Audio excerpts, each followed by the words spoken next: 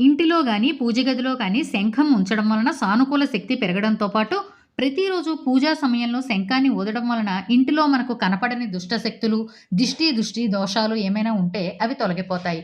అయితే మన సనాతన హిందూ సాంప్రదాయంలో శంఖానికి చాలా ప్రాముఖ్యత ఉంది. ఈ పవిత్రమైన శంఖాన్ని పూజ గదిలో ఉంచినప్పుడు కొన్ని పద్ధతులు పాటించక తప్పదు. అవేంటో ఇప్పుడు మనం తెలుసుకుందాం. శంఖాన్ని ఎప్పుడు నేలపై ఉంచకూడదు.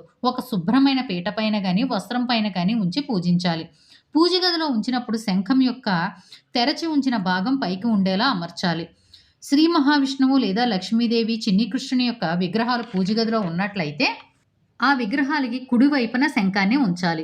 ముఖ్యంగా శంఖాన్ని లక్ష్మీ స్వరూపంగా భావిస్తారు. అందువల్ల భగవంతునికి మనం పూజ చేసేటప్పుడు శంఖాన్ని కూడా తప్పకుండా పూజించాలి. పూజా సమయంలో శంఖాన్ని నీటితో నింపి హారతి తర్వాత ఈ నీటిని చల్లటం వల్ల శారీరక, మానసిక రుగ్మతలు తొలగిపోతాయి అని నమ్మకం. ఇలా చేయడం వలన మన జీవితంలోకి అదృష్టం కూడా వస్తుందంటారు. సంపద పెరగాలి అంటే శంఖాన్ని 108 బియ్యపు గింజలతో కలిపి ఎర్రటి వస్త్రంలో చుట్టి డబ్బులు ఉంచే స్థలంలో ఉంచితే, లేదంటే బీరువాలో గాని జాగ్రత్తగా ఉంచడం వలన ఖచ్చితంగా ధన సంపద వృద్ధి అవుతుంది. ఇంకొక ముఖ్య విషయం ఏమిటి అంటే శంఖాన్ని నీటిలో ముంచి ఉంచకూడదు. Please like, share, subscribe my channel.